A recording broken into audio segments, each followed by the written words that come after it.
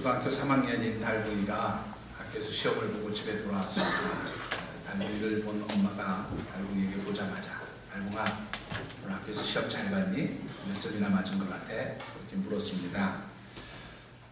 달봉이가 엄마에게 대답합니다. 엄마, 다른 데서 전부 다 만점 맞은 것 같은데요, 국어에서만 한 문제 틀렸어요. 대답을 했습니다. 엄마가 물었습니다. 아니, 국어에서 어떤 문제가 나왔길래 틀렸니? 그렇게 물었더니 달봉이가 얘기합니다. 엄마, 국어 시험에서요, 보통의 반대말은 무엇인가 쓰세요 라고 나왔는데요, 그 문제를 틀렸어요. 그렇게 대답을 했습니다. 아니, 보통의 반대말이 뭐가 어려워서 그걸 틀렸을까? 뭐라고 썼는데? 그렇게 또 엄마가 물었습니다. 여러분들, 달봉이가 뭐라고 썼을까요? 보통의 반대말은 곱빼기라고 그렇게 썼습니다. 왜 그렇게 썼을까요? 달봉이는 중국집 아들이었습니다. 뭐 웃자고 만들어낸 이야기인 것 같습니다. 그런데요, 이 이야기는 한 가정의 영향력이 그 자녀에게 얼마나 크게 미치는가 하는 것을 아주 잘 보여주고 있는 그런 이야기이기도 합니다. 한 10여 년 전에 나온 자료이기 때문에 지금 그대로 적용하기에는 조금 완전하지 않은 불확실한 통계 자료이기는 하지만, 늘 2008년에 다민족 국가인 미국 안에 인구 분포도를 조사한 그런 자료가 있습니다. 근데 이 자료를 보면 미국 인구 중에서 유태인들이 약 700만 명이 살고 있다고 합니다. 아시아 출신의 사람들 약 950만, 그리고 히스패닉이라고 보통 우리가 얘기하죠. 이 멕시칸이라든가 남미 출신의 사람들이 대략 한 1700만 명이 살고 있고요. 또 우리 흑인들이 약 한 3000만 명이 거주를 하고 있다고 합니다. 자, 그런데 이 미국 그 여러 다민족이 살고 있는 그 나라 가운데에서 미국 이 유태인들이 차지하는 700만이라고 하는 숫자는 대략 인구 분포도로 따지면 한 2.5%밖에 되지 않습니다.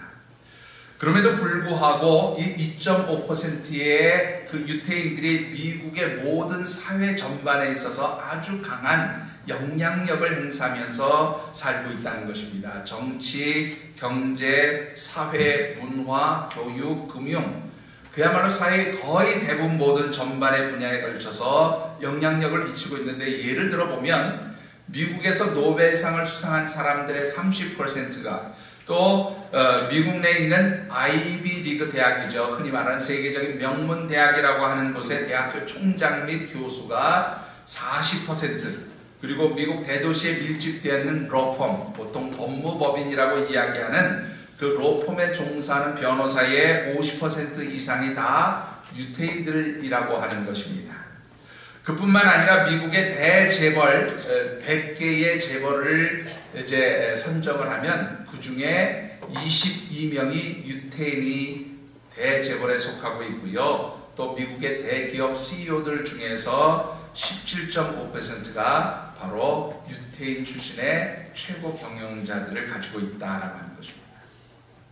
자, 여러분들, 이 유태인들이 전 세계 인구로 따지면요, 아주 적은 숫자입니다. 그러나 미국 사회뿐만 아니라 전 세계 여러 분야에서 아주 강한 영향력을 행사하고 있다고 하는 것은 우리 모두가 다 인정하는 일들이지요. 자, 도대체 이 유태인들의 그 영향력, 그 전 세계적으로 혹은 한 국가, 한 사회에 미치는 그 영향력은 어디에서 나오는 것인가, 그 힘이 어디에서부터 비롯된 것인가를 연구해 보면 우리 교육학자들을 비롯한 대부분의 관련 업무에 연구를 하는 학자들은 바로 가정의 힘이다, 가정의 영향력이다, 그렇게 이야기를 합니다.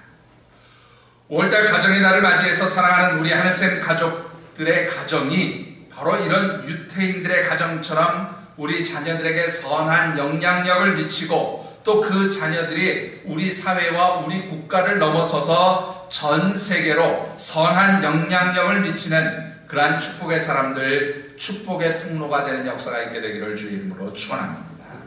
중요한 것은 어떤 가정이 되어져야 이런 선한 영향력을 나타낼 수 있는 그런 믿음의 사람들이 우리 우리의 가정 가운데서 나오게 되어지느냐 하는 것이지요.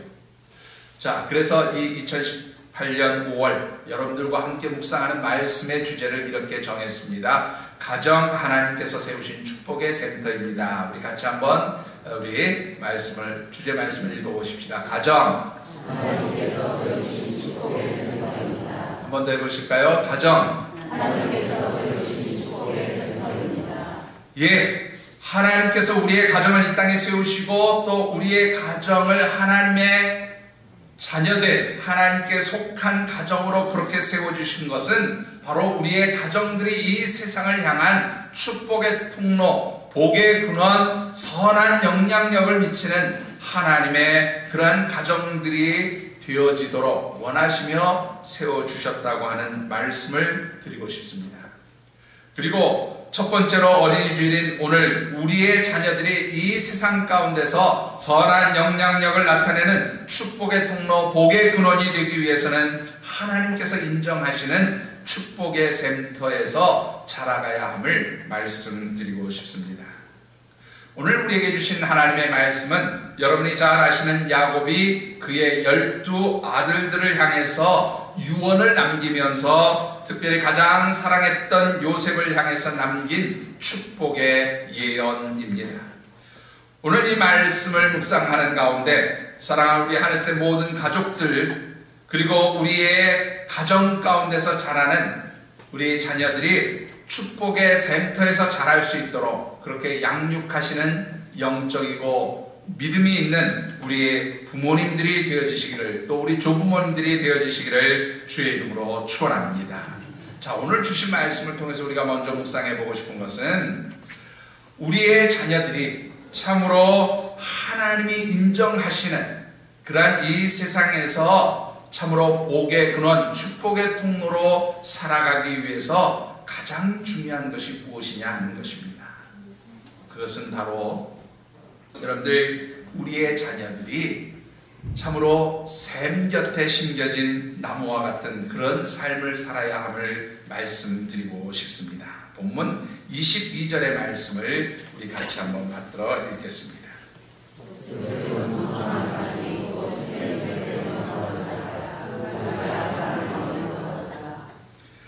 자, 여러분들 오늘 이 말씀을 보시면 여러분들 야곱이 그의 사랑하는 아들 요셉에게 무엇이라고 이야기합니까? 요셉은 무성한 가지 곧 샘 곁에 무성한 가지라, 그 가지가 담을 넘었다, 그렇게 말씀하고 있어요. 자, 오늘 이 말씀 가운데서 먼저 중요하게 생각해 보아야 할 단어가 바로 무성한 가지가 담을 넘었다라고 하는 말입니다. 여러분, 이 무성한 가지가 담을 넘었다는 말 무슨 뜻입니까? 이 말씀은 하나님께서 주시는 축복이 차고 넘쳐서 다른 이웃들에게까지 그 축복의 영향력이 넘치고 흘러 넘쳤다, 그런 말이에요. 그 하나님 주시는 축복의 영향력이 이웃과 주변 사람들에게 미치게 되었다, 그런 말입니다. 여러분 어떻게 생각하십니까? 이 요셉의 삶을 기록해 놓은 그 창세기 여러 말씀 가운데 특별히 39장의 말씀을 보면 이 요셉에 대해서 그렇게 기록한 것을 보게 됩니다. 창세기 39장 5절의 말씀을 보면 요셉으로 인해서 보디발의 가정에 복을 내리시니 하나님의 복이 보디발의 집과 밭에 있는 모든 소유에 미쳤다, 그렇게 말씀하고 있어요. 그런가 하면 39장 22절에서 23절의 말씀을 보면 요셉이 애굽의 감옥에 갇혔을 때에 이 요셉으로 인해서 애굽의 모든 재반 사무가 형통하게 되었다고 그렇게 성경은 우리에게 가르쳐주고 있습니다. 뿐만 아니라 그 뒤로 넘어가셔서 창세기 41장 54절 이후의 말씀을 보면 애굽을 비롯한 그 근방 고대 근동 지방의 여러 나라의 아주 극심한 기근이 찾아오게 되었을 때에 요셉으로 인하여서 애굽의 모든 백성과 애굽 주변에 있는 모든 나라의 사람들이 기근으로부터 생명의 구원함을 받을 수 있었다고 그렇게 말씀하고 있습니다. 한마디로 말하면 이 요셉은 세상 가운데에서 하나님의 자녀로서 선한 영향력을 나타내며 또한 복의 근원, 축복의 통로로 살았다고 그렇게 말씀해 준 것입니다. 자, 여러분들, 이 요셉이 어떻게 그렇게 세상을 향해서 선한 영향력을 나타내며 이 세상을 향한 축복의 통로로 살 수 있었느냐라고 하는 것이지요. 근데 그 해답이 22절과 28절에 아주 잘 나타나 있습니다. 자, 먼저 22절의 말씀 우리 같이 한번 받들어 읽겠습니다. 22절입니다.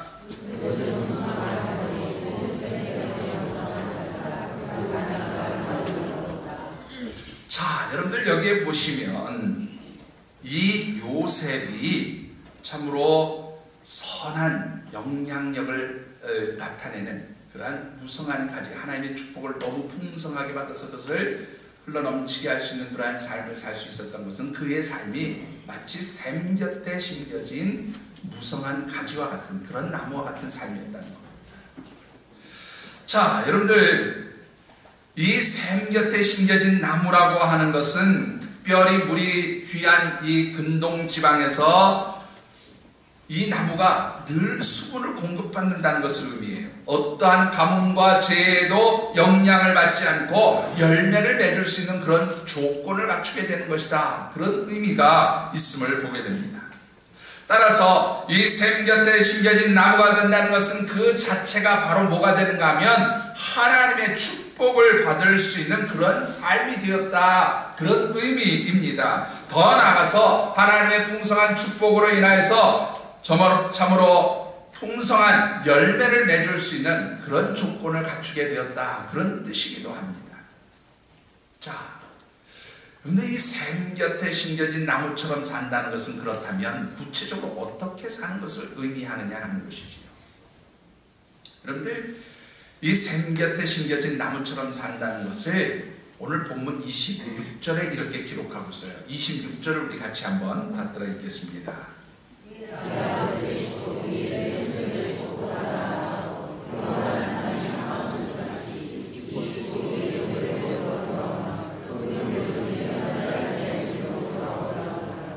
자, 이 말씀은 말이지요, 이제 야곱이 그의 사랑하는 아들 요셉을 축복하면서 마지막 결론으로 맺고 있는 말씀이에요. 근데 이 결론으로 맺고 있는 말씀을 보면 야곱이 뭐라 그러냐면, 내가 지금 너를 향해서 축복하는 이 축복이 내 아버지 이삭으로부터 내가 받은 축복보다 더 어떻게 해요? 크고 놀라운 축복이다. 그렇게 이야기를 합니다. 자, 그런데 이 크고 놀라운 축복, 야곱의 아버지 이삭으로부터 받은 그 축복보다 더 큰 축복을 받는 아주 중요한 전제 조건이 여기에 기록되어 있어요. 두 가지의 단어로 나타나 있는데요. 하나는 뭐냐면 영원한 산이 한없음 같다. 그런 말이에요. 여러분들, 이 영원한 산이라고 하는 것은 성경에서 보통 무엇을 나타내는가 하면 하나님의 거하시는 성산을 의미합니다. 하나님의 임재하심이 떠나지 아니하는 거룩한 산, 그런 의미예요. 특별히 여러분들이 성경에 보시면 하나님의 산 시온이라는 표현들이 많이 나오는데 바로 그것과 똑같은 의미를 가진 단어입니다. 그런데 이 하나님의 임재하심이 있는 산, 사실은 이 산은 어떤 산입니까? 이스라엘 백성들이 시온산이라고 표현하는 예루살렘 성전이 있었던 바로 그곳을 의미해요. 그래서 이 하나님의 산, 거룩한 산이라는 것은 하나님의 임재하심이 있는 산이며 동시에 무엇을 의미하는가 하면 하나님의 통치와 다스림을 받는다. 그런 뜻이 있어요. 그러니까 이 말씀에서 아주 중요하게 전제되어지는 것은 바로 무엇인가 하면 요셉이 그 아버지 야곱에게 받은 축복이 아버지가 이삭에게 받은 축복보다 더 크고 놀라운 축복을 누리기 위해서는 그의 삶이 어디에 있어야 된다는 거예요? 하나님의 통치와 다스림 가운데 있어야 함을 전제 조건으로 삼고 있다. 그런 말입니다. 여러분들, 오늘 이 말씀, 특별히 이 요셉이 참으로 하나님의 통치와 다스림을 받고 산다는 이 말씀은 그럼 좀 더 어떻게 사는 것이 그렇게 사는 것이냐 하는 것이지요. 여러분들, 오늘 이 본문 말씀과 아주 똑같은 내용의 축복을 담고 있는 말씀이 한 곳 있습니다. 시편 1편의 말씀이지요. 특별히 이 시편 1편 3절의 말씀을 보면 복 있는 사람은 시냇가에 심은 나무가 철을 따라 열매를 맺으며 그 잎사귀가 마르지 아니함 같으니 그가 하는 모든 일이 다 형통하리로다. 그렇게 말씀하고 있습니다. 복 있는 자의 삶은 마치 시냇가에 심겨진 나무, 곧 오늘 본문으로 얘기하면 샘 곁에 심겨진 나무와 같이 그렇게 복된 삶이 될 것이라는 겁니다. 그래서 철을 따라 열매를 맺고 그 잎사귀가 마르지 아니한 같이 그 하는 모든 일들이 다 형통하게 되어진다. 바로 요셉이 받은 축복과 똑같은 내용을 담고 있어요. 그런데 이 시편 1편에서 바로 이 시냇가에 심겨진 나무처럼 그런 복된 삶을 살아가야 하는 전제 조건이 두 가지가 기록되어 있음을 보게 됩니다. 첫 번째 전제 조건이 무엇입니까? 2절 말씀을 여러분들 같이 한번 받들어 읽겠습니다. 2절입니다.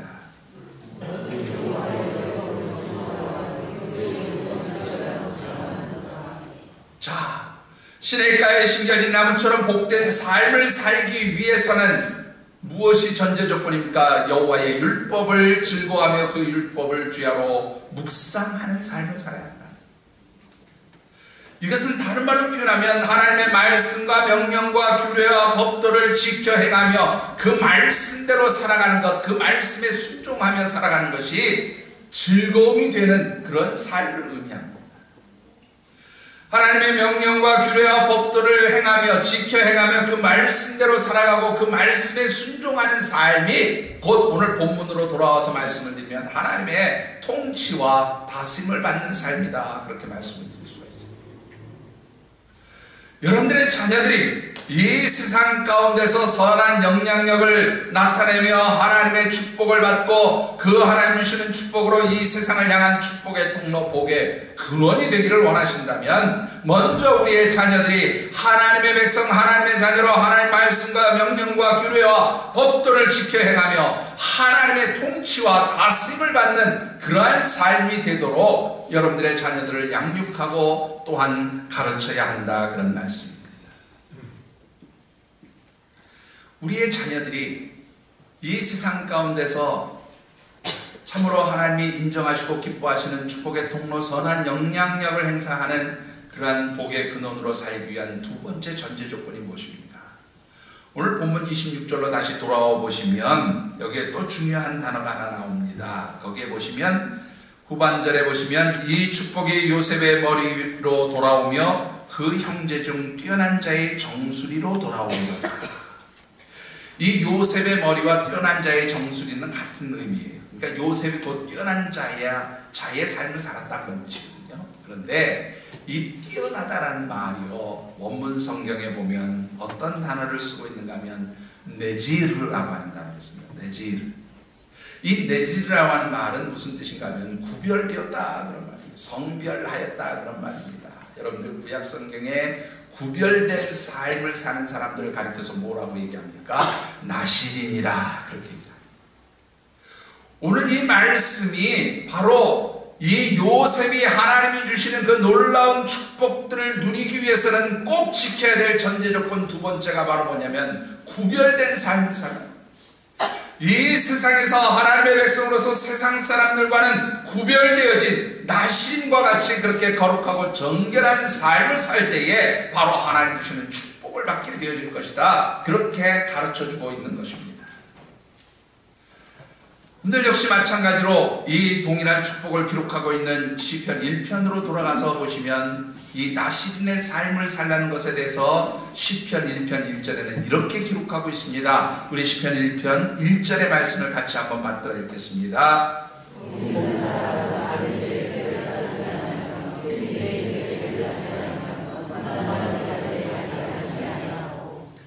복 있는 사람의 삶이라는 무엇입니까?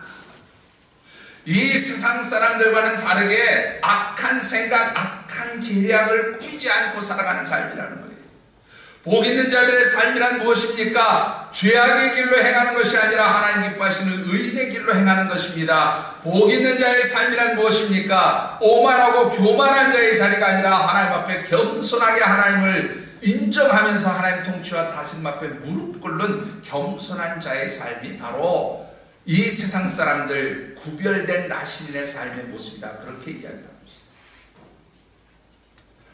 여러분들 우리의 자녀들을 축복받는 하나님의 자녀, 이 세상을 향한 축복의 통로, 복의 근원이 되게 하고 또한 그 자녀들이 선한 영향력을 나타내는 하나님 백성 되게 하는 방법은 딱 두 가지예요.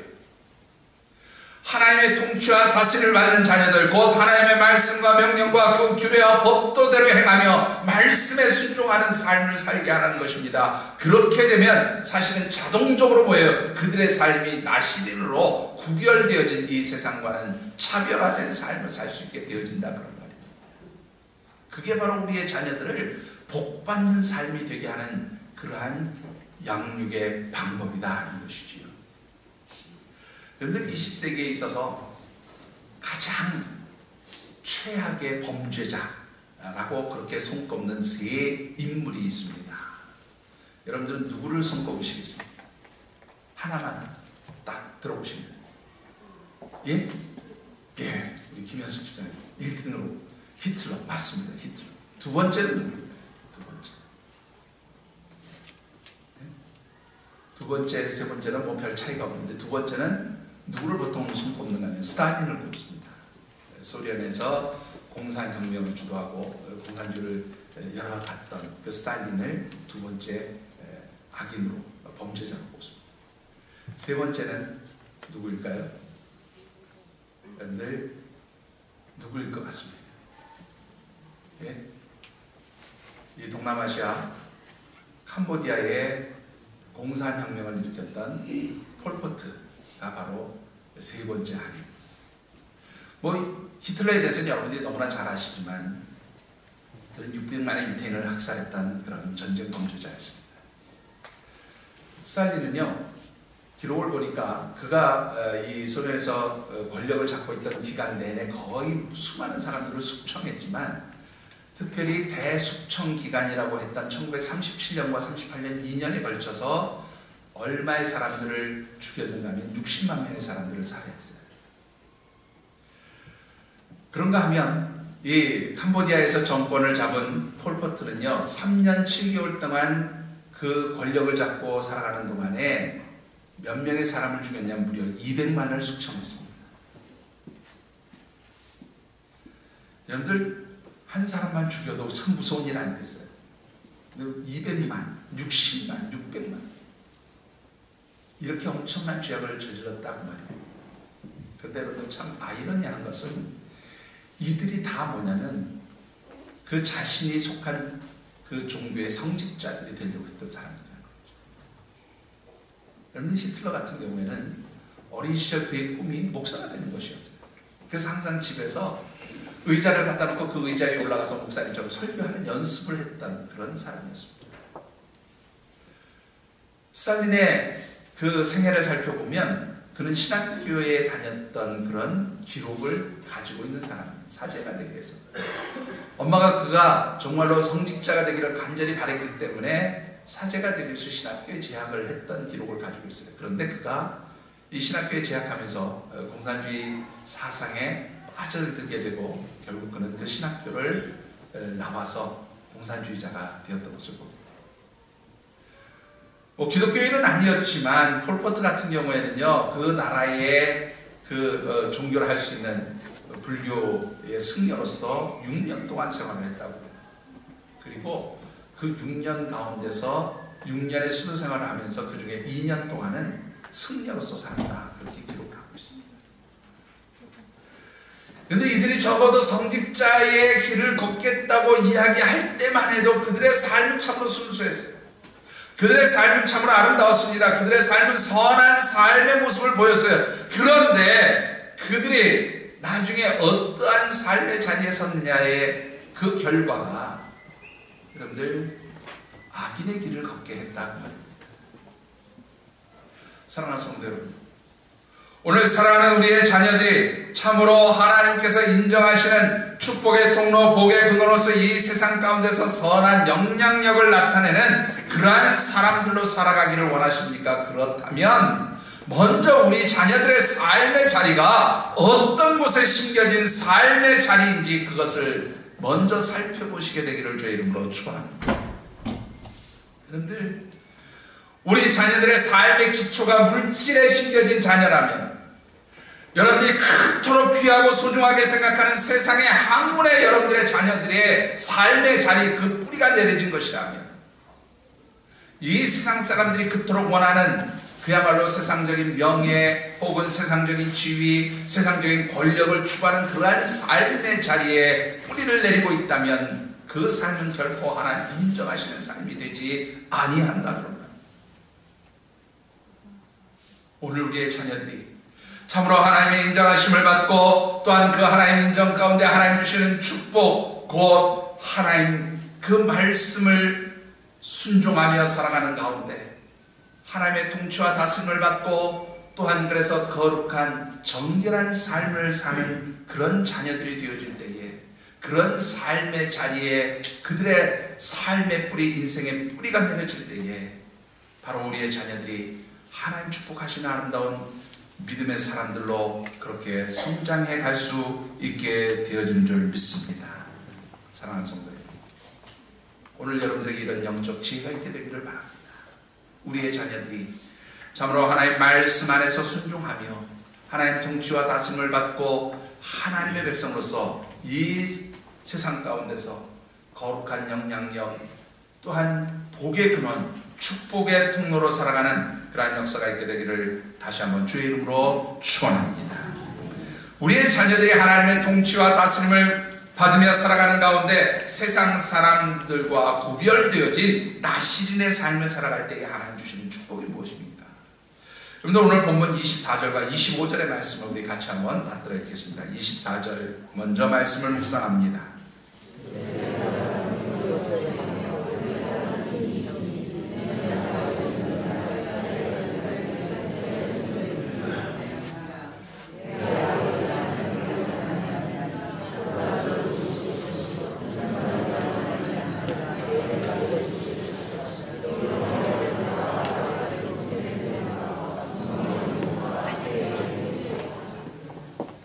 먼저 24절을 보시면요, 이 요셉의 삶이 참으로 힘이 있다고 말씀합니다.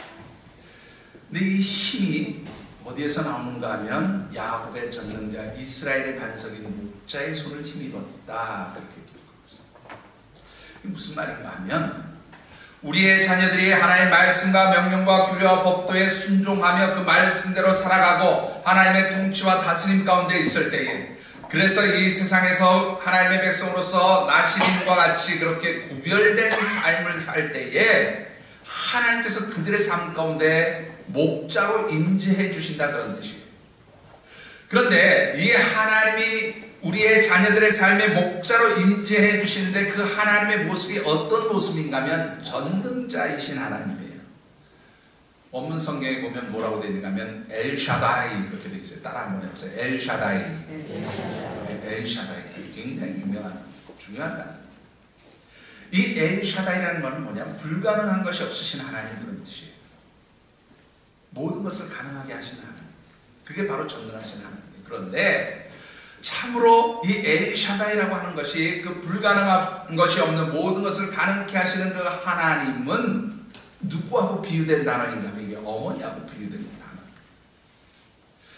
근데 그 어머니가 자녀들에게 필요한 모든 것을 공급해 주시기 위해서 할 수 있는 모든 것들을 다 하잖아요. 자신의 모든 것들을 내어놓고 희생하잖아요. 마치 그런 것처럼 우리의 하나님께서는 그의 택하신 자녀들에게 하나님이 채워주시기 원하시는 그 모든 것들을 주시기 위해서 그가 가지신 모든 힘과 능력과 그 권능들을 사용하신다, 그런 말이에요. 그래서 엘샤다이의 하나님, 전능하신 하나님, 어떤 하나님입니까? 바로 우리의 자녀들에게 어머니처럼 그렇게 필요한 모든 것을 공급해 주시는, 모든 것을 채워주시는, 우리의 자녀들의 삶의 모든 불가능한 것을 없애고 가능하게 만들어주시는 그러한 능력의 하나님, 그러한 능력의 목자로 임재해 주신다, 그런 의미인 것입니다. 여러분들, 하나님께서 우리 삶 가운데 목자가 되어주시면 어떤 은혜가 나타납니까? 시편 23편의 말씀 여러분들이 너무나 잘 아시는 말씀이죠. 1절 말씀입니다. 여호와는 나의 목자시니 내게 부족함이 없으리로다. 오늘 우리의 자녀들의 삶 가운데 하나님의 임재하심이 있을 때 우리 자녀들의 삶이 뭐예요? 부족함이 없는 풍성한 삶을 누리게 되어지는 줄 믿습니다. 그게 바로 복이 흘러넘치는 삶이에요. 이런 하나님의 임재하심, 목자 되신 하나님 엘샤다이 하나님의 임재하심 가운데 주시는 복이 있을 때 여러분들 그 복들은 구체적으로 어떻게 나타납니까? 여러분들 25절을 다시 한번 보시기 바랍니다. 제일 처음에 나오는 복이 뭐냐면 하늘의 복이라 그렇게 말씀하고 있습니다. 이 하늘의 복은 여러분들이 아시는 대로 1차적으로는 자연적인 축복입니다. 기후 조건에 관한 축복이에요. 이스라엘 백성들 그 땅에 참으로 그 건조하고 비가 적은 그 땅에서 이 하늘의 복을 주신다는 것은 이슬과 비와 햇빛을 하나님 채워주신다는 겁니다. 그래서 그들의 산업과 일터에 필요한 모든 것을 공급해 주신다, 그런 의미, 그것이 바로 1차적인 의미라고 하면 사실은 그 1차적 의미로 끝나는 것이 아니라 이 하늘의 복은 무엇을 의미하느냐면 하늘에 신령한 복을 포함하고 있다. 에베소 1장에 있는 말씀입니다. 바로 우리 하나님께서 주시는 영원한 구원의 생명의 은총과 그 하늘의 모든 신령한 복으로 복 주심으로 인해서 우리의 자녀들이 이 세상을 향한 뭐가 되어 축복의 통로가 되고 복의 근원이 되고 선한 영향력을 미칠 수 있는 하나님의 백성들이 되어진다, 그런 말씀인 것입니다. 두 번째는 땅의 복입니다. 여러분들 오늘 본문 말씀 25절 후반절쯤 보시면 뭐라고 되어 있는가 하면 깊은 샘의 복이라 그렇게 표현하고 있어요. 근데 우리나라는 웬만큼만 땅을 파도 그야말로 아주 좋은 물, 지하수가 펑펑 쏟아져 나옵니다. 제가 어린 시절에 저희 아버님, 제가 초등학교 2학년 시절에 저희 아버님 저기 서울에 있는 중곡동이라는 곳에서 개척을 하셨어요. 그 교회를 건축하시면서 이 교회 마당에 우물을 팠습니다. 펌프를 하나 나왔어요. 대략 몇 미터를 팠냐면 100자, 그러니까 한 33m 정도를 팠는데요. 이 33m를 딱 파니까 그 안에서 뭐가 반석이 많이 나오고 그 반석의 틈에서 물이 솟아나오는데 이 물이 얼마나 좋은 물인지요. 그 지역에 있는 모든 주민들이 그 물을 먹었어요. 그 수도가 이렇게 좋지 않았던 시절에 그 물을 다 먹고 살았습니다. 그 교회가 1968년도에 개척을 해서 올해가 꼭 50주년 되는 해입니다. 그런데 몇 년 전에, 한 10여 년 전에 그 아버님 개척하신 교회가 한 100억 정도 들여서 교회를 건축을 했어요. 근데 그 40여 년이 지나서 50여 년이 지난 지금까지 그 1968년도에 파놓은 우물 그 샘이 아직도 나오고 있어요. 그리고 그 물이 아직도 교회 지하에서 흐르고 있습니다. 얼마나 좋은 물인지 아는 사람 몇 안 된대. 요즘 사람들이 다 수돗물 먹는다고 그 물 안 쓴다고 그래요. 근데 여러분들, 우리나라는 이런 아주 좋은 축복의 샘물이 있지만 이스라엘 백성들에게는 이런 물이 없어요. 여러분들 보통 이 고대 근동정에서 물을 한번 얻으려면 얼마 정도를 파들어가야 되면 100m 정도를 파들어가야 됩니다. 근데 이 100m를 판다는 게 얼마나 힘든지 아십니까? 우리나라처럼 이 땅 자체가 이 습기가 있어서 진흙층이 있어서 이렇게 한번 파들어가면 그대로 파들어가는 게 아니에요. 여기는 모래니까 어떻게 해요? 파놓으면 무너지고 파놓으면 무너지고 이걸 100m를 파들어가는 겁니다. 얼마나 힘들어요. 근데 그렇게 깊은 곳에 숨겨진 하나님이 예비해 주신 물이 있단 말이에요. 이것은 무엇을 의미하는가 하면 여호와 이레로 채워주시는 하나님의 은총의 손길이 떠나지 아니하는 걸 의미합니다. 내가 보이지 않는 곳에서 내가 찾을 수 없는 그 깊은 곳에 하나님께서 여호와 이레로 예비해 두신 그 놀라운 축복들이 항상 우리의 자녀들 삶 가운데 머물러 있단 말이에요. 그래서 우리의 자녀들이 이 세상을 향한 축복의 통로가 되어진다, 그런 말씀입니다. 마지막으로 세 번째는 23절과 4절로 거슬러 올라가서 보시면 이 삶의 대적자들로부터 하나님 보호하시고 지키시는 은혜가 있음을 보게 됩니다. 여러분들 이 23절에 보시면 요셉의 삶에 늘 대적자가 있었음을 보게 돼요. 아버지 야곱의 집에 머물러 있었을 때는 그의 대적자가 누구예요? 형들이 대적자였어요. 그가 형들에게 팔려서 애굽 보디발의 집에 머물러 있을 때는 누가 그의 대적자입니까? 바로 그를 죄악 가운데 유혹했던 보디발의 아내가 그의 영적 대적자였어요. 그가 누명을 쓰고 옥에 갇혔을 때에 거기에도 그의 대적자는 있었습니다. 누구입니까? 우리가 영적인 의미를 보면 바로 그 술 맡은 관원, 요셉이 꿈 해명해주고 당신이 나가면 나를 기억해달라고 그렇게 얘기했지만 그 은혜를 까마득하게 잊고 자기가 편한 것, 자기의 삶을 누렸던 바로 그 술 맡은 관원장이 그 요셉에게 실망을 줄 수 있는 영적 대적자였다고 말이에요. 여러분들, 그런데 말이죠, 이 요셉이 하나님 함께 하셨을 때 어땠습니까? 자신을 대적하고 노예로 팔아버린 그 형들에 대해서 어떤 불평과 원망과 그들을 증오하는 모습을 볼 수가 없습니다. 보디발의 아내의 집에 있어서 그가 정말로 누명을 쓰고 옥에 갇혔지만 그곳에서도 늘 그의 삶은 감사의 삶이었던 것을 보게 됩니다. 그리고 어떠한 죄악의 길에서도 그는 타협하지 않는 삶을 살았습니다. 감옥에서도 그를 잊어버린 술 맡은 관원장에 대해서 그는 낙심하거나 절망하지 않았습니다. 여러분들 어떻습니까? 요즘 이 세상이 얼마나 험하고 악한 세상인지 여러분들이 너무나 잘 아시잖아요. 이런 세상 가운데서 우리의 자녀들이 낙심하지 않고 참으로 죄악과 타협하지 않고 하나님의 백성으로서 선한 길, 의의 길을 행하면서 정말로 늘 기쁨과 감사로 살아갈 수 있게 만드는 비결이 무엇입니까? 바로 여호와 하나님께서 우리 자녀들의 삶의 목자로 임재해 주시는 전능하신 하나님 엘샤다이 하나님이 바로 우리의 자녀들의 삶을 친히 주관하시는 그런 목자의 삶을 살게 될 때에 우리의 자녀들이 바로 축복의 삶을 살 수 있게 되어지는 줄 믿습니다. 사랑하는 성도 여러분, 오늘 저와 여러분들에게 선물로 주신 우리의 자녀들이 바로 이 하나님이 인정하시고 하나님께서 엘샤다이 하나님 전능하신 하나님께서 그들의 삶의 목자가 되어주시도록 여러분들이 그들의 삶을 참으로 하나님의 말씀과 명령과 규례와 법도를 지켜 행하며 그 통치와 다스림을 인정하는 그런 자녀들로, 그리고 이 세상에서 세상 사람들과 구별되어진 하나님의 거룩한 백성으로 그렇게 자라갈 수 있도록 가르치고 양육하시는 귀한 영적인 믿음의 부모님들이 되어주시기를 주의 이름으로 축원합니다. 말씀을 맺고 싶습니다. 메릴린 하크라고 하는 여인이 쓴, 메릴린 히크라고 하는 여인이 쓴 그 가게에 들어오는 저주를 거론하는 책이 있습니다. 여러분들 잘 아시는 책인데요. 뭐 신학적으로 조금 문제도 있는 책이긴 합니다만은 우리 하나님의 백성들에게 아주 귀한 영적 지혜를 주는 그런 책이기도 합니다. 이 책 서문에 보면 미국 청교도 시대의 그 똑같은 시대를 살았던 두 가문을 소개하고 있습니다. 1700년대에 있었던 그 두 사람의 가문인데요. 하나는 조나단 에드워드라고 하는 목사님 가정이고요. 또 하나는 조나단 에드워드 목사님의 어린 시절 아주 절친한 친구였던 맥스 주크라고 하는 사람인데, 이 사람은 양조장을 경영했던 사람입니다. 술도가니죠, 우리로 얘기하면. 근데 이 두 사람의 후손들, 그 가문을 4대에 걸쳐 분석한 내용이 있어요. 거기에 보면 이 조나단 에드워드 목사님의 그 후손들 가운데는 14명의 대학 총장, 100명의 교수, 의사가 56명, 법률가 130명, 장교가 75명, 작가, 어떤 기록을 보면 60명이라고 되어 있고 어떤 기록을 보면 80명이라고 되어 있는데 하여튼 그 정도, 공무원이 80명, 하원 의원 3명, 상원 의원 1명, 부통령 1명, 그리고 목사와 성직자가 300명의 그런 신앙의 명문가를 이루었다고 그렇게 분석하고 있습니다.